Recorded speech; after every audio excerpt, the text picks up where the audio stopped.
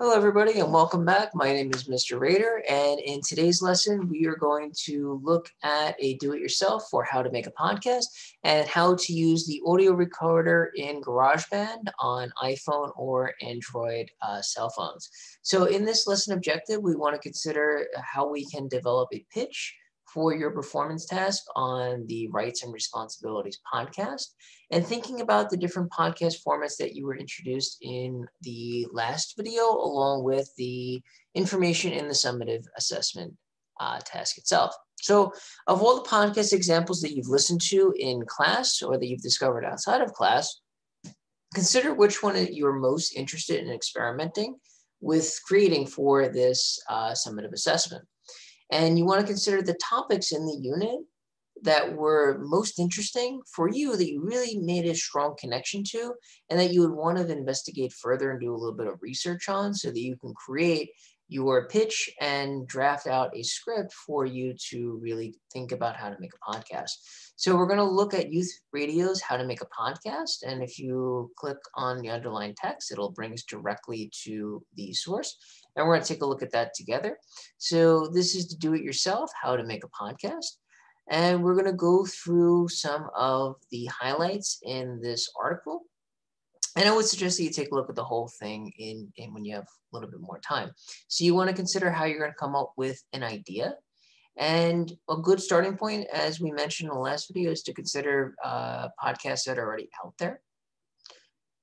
Then we want to consider what you might personally like to get out of listening to a podcast and think about the structure that is going to work best for you, right? And then you want to consider how you might vet your idea. So you can use the acronym TAGS, or that's a good story. Considering the twists, add-ons, or things that you would include to advance the story, grounding it in the experience or the expertise that you have after reading those 4 sources, and then thinking about any kind of new or unexpected surprising information that will really either make people sit up and listen, or that will really make them walk away from your podcast with some new profound insights that they did not have before. And then considering when you are pitching your idea, right, you want to try to avoid some of the common pitfalls and to consider what is going to work best for you. So for example, we have the thesis. So an example, I want to report on poverty in America. Well, why not? This is a better topic for a book than a radio story. Instead, try to break off a piece of the issue that could be addressed in 4.5 minutes. How are people accessing a new distribution system for welfare benefits? So again, you want to pick your topic and be as specific as possible in terms of the story that you want to tell, how you want to package the story, and then how you want to deliver that story to your audience. Okay, so the next thing that I would like to do with everybody is take a look at how to use the audio recorder in GarageBand. So I went to the support page on Apple. And if you're using an iPhone, this is the screen that you'll see once you download the app onto your phone. And what's really nice about this is you can record your voice, an instrument, or any other sound using the microphone on your iPhone, and then you can play it back in GarageBand. So my advice to you would be to use the default option, which is just a standard microphone under clean, unless you really want to have your voice altered or edited to the point where it's no longer yours. And by all means, experiment and see what works best for you. But my recommendation would be just to use the regular microphone.